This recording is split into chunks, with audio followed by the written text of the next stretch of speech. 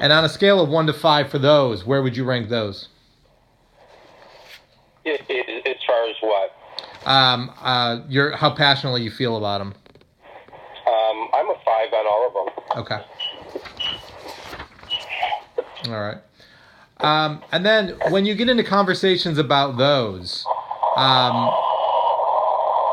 what would you say your goal would be when having those conversations? I try to educate the other person, and often they don't seem to want to be educated. Do you feel when you're having these conversations, do you feel like you're valued personally, like you're validated or listened to? Well, I would go back to people don't change. I have my viewpoint, they have theirs, and I do try to gently educate them, but so many of them seem to have drank the Kool-Aid that they don't want to know the truth. Yeah. You know, and I know what I try to do is give analogies, Chris. I'll gently say, you know, nobody blamed the gun when JFK was shot. And I'll say when a elephant is shot in Africa for his ivory, nobody blames the gun, they blame the man. And they don't want to hear that. Yeah. I said, you know, when your child hits somebody with a stick, you take away the stick, but you go and take all the sticks out of all the yards in the neighborhood. Yeah. And so I try to gently give them analogies to help them understand that their way is not maybe the best way. Yeah. Yeah, and you know that old analogy when you know we use it on the liberals about if your child studies very hard and has 100 in a class, and another child doesn't do the homework and doesn't study and they have a 60. How would you feel if the teacher took, you know, 20 points away from your child and gave them to the child who doesn't study? And the liberals say, oh, I would never want that. My child earned it. And I say, well, exactly. And I earned my money, and I resent giving my tax dollars to people who don't work. Yeah. You know, I always like analogies when I'm trying to teach people. Sure. So that's why I say nobody blamed the gun about JFK, and nobody blamed the you know, the hunter when they killed the elephant. I mean, they don't blame the gun. Right. My godchildren are British citizens, and they like to call me and try to get my goat, Chris. And they'll say, Uncle Patrick, all we're reading in the British tabloids is about gun control in America. And I'll say yes, and they go, you know why the settlers left England, don't you? And I'll say, I know why. And they say, freedom to bear arms, Uncle Patrick. And they say, you know, we don't have guns here in the UK. I say, I know. And they go, and they are killing us anyway. And I say, I know they are. Yeah. And they say, so why do you bloody Yanks think if you give up your guns, they're not going to kill you? and I mean, they're very wise. And they say, Uncle Patrick, they're killing us by running us over. They're killing us with knives. They know that we don't have guns in our houses, so they're kicking in our doors and threatening us with machetes. And so when I relay those stories to my clients, they're so laser focused on get rid of all guns, get rid of all guns. And I'll say, well, how about in England where they don't have guns? They're still being killed. They don't want to hear that. Yeah. No, they don't. Yeah. It's very interesting. So how do you, in having conversations with other people, how do you make them feel like you're valuing their opinion? Or maybe you don't. I try to. I'll say things, well, you know, thank you for the conversation. You know, I always learn something when you're here. In my mind, I'm thinking I learned that they were stupid, or they were stubborn, or they drank the Kool-Aid, and they won't listen. They really don't want to hear the logic behind maybe my godchildren's point of view who are British citizens. Yeah. And, you know, my godchildren tell me all the time, don't do what we're doing. They say, Uncle Patrick, there's neighborhoods in England that the British police are not allowed in. because they practice Sharia law, and they won't even let them in the neighborhood. The rapes, they tell me, we're being killed anyway, and we have no guns, so why would you give up your guns? Our health care, we were in America to get our knee surgery because we were on a 6-year waiting list for our knee surgery. So I'll gently kind of tell my clients those stories, and they say, we don't care. You got to let the immigrants in.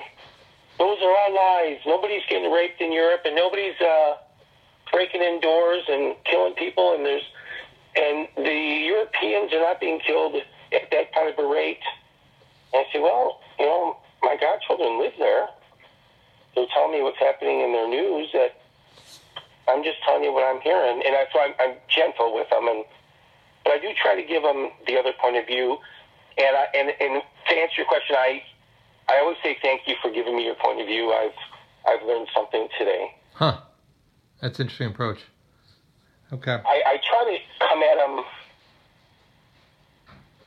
as a student. I think that's the only way I can think that I'm always saying, well, I'm trying to learn. I don't follow politics. I'll say those things. Yeah. But I follow politics, strongly. But I don't tell them that because I don't want to fight in my business. So I'll always say, I heard this from somebody else, and what do you think? And so I ask a lot of questions as if I'm a student learning from them. Sure. And then I'll pose different points of view to see if they can maybe say, oh, I see that point, but they never say that. Would you say that this or what other methods do you use that helps you maintain relationships in these types of conversations?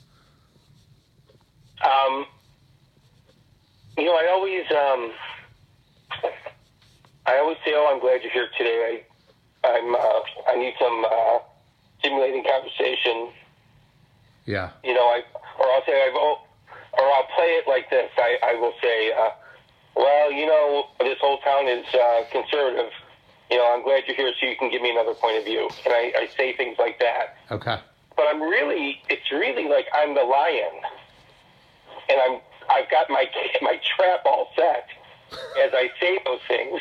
And they enter my trap, and then I slowly give them analogies and slowly ask questions, but I've really lured them in.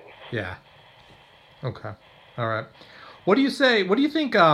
Whether it's your clients or family or friends, what threatens your relationship in these types of conversations, if at all? What threatens them is if I go toe to toe with them. Okay. I find my father, who has voted conservative his whole life, he's 90 years old. He cannot get past what Trump said in the trailer. So he just hates him. And I'm shocked that my own father would take that tact. But I find a lot of my clients are the same way. They just can't get past what he said in that trailer. Which comment are you referring to? When he said when he was with Billy Bush. Oh yeah. Okay. Grab him by the what. Yeah. Okay. And so to that, I love correlations, Chris.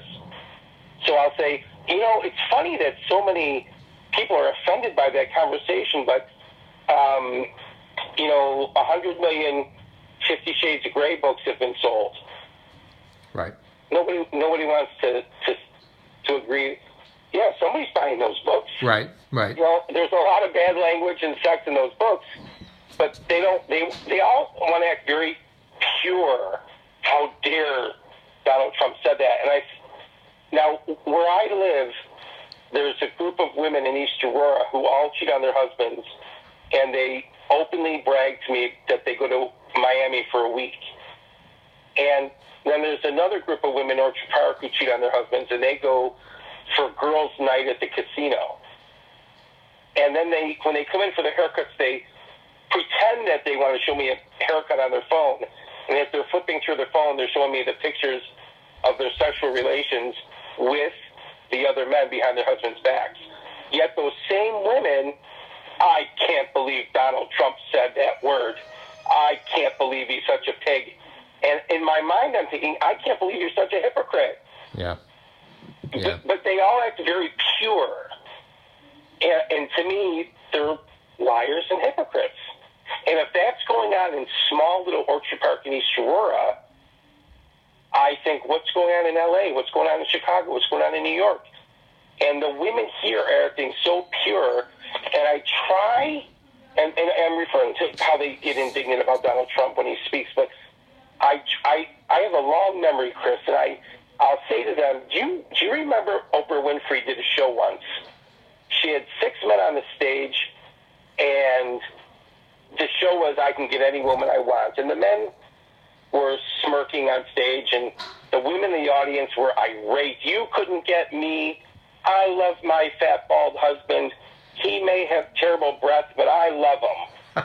And Oprah went to a break, but kept taping and didn't tell the women in the audience. And after the commercial, they came back from break, and she said, ladies, I got to tell you, I hoodwinked you. I kept taping during the break.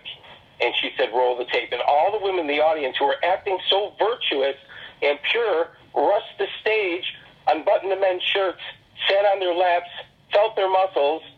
But then when the break was over, they went back and sat in their seats and looked very angry for the cameras.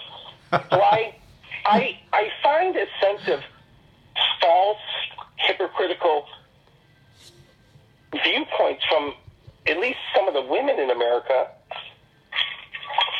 who act so pure. Now that I've said that, there's another half of the amount of women who are clients of mine who say, Harvey Weinstein didn't choke anybody out. They all could have left the hotel room. They could have taken a chaperone to the hotel room. And they seem more, I don't know, to me, my sisters never would have went to a hotel room. And except with a chaperone, if they would have went. Yeah. So I know a lot of strong women who totally think the vagina hat wearing ladies are crazy. And their selective outrage is nuts. They're mad at Trump, yet none of them went to Harvey Weinstein's house. So I gently bring up those points. Geez, why didn't they go and march outside the Oscars or Harvey Weinstein's house with their vagina hats? How come they didn't do that? Oh, I don't know. And I gently try to re-educate them that they're hypocrites. And, the smart ladies tend to think more clearly. Yeah. And we find humor in the hypocrisy of the other women.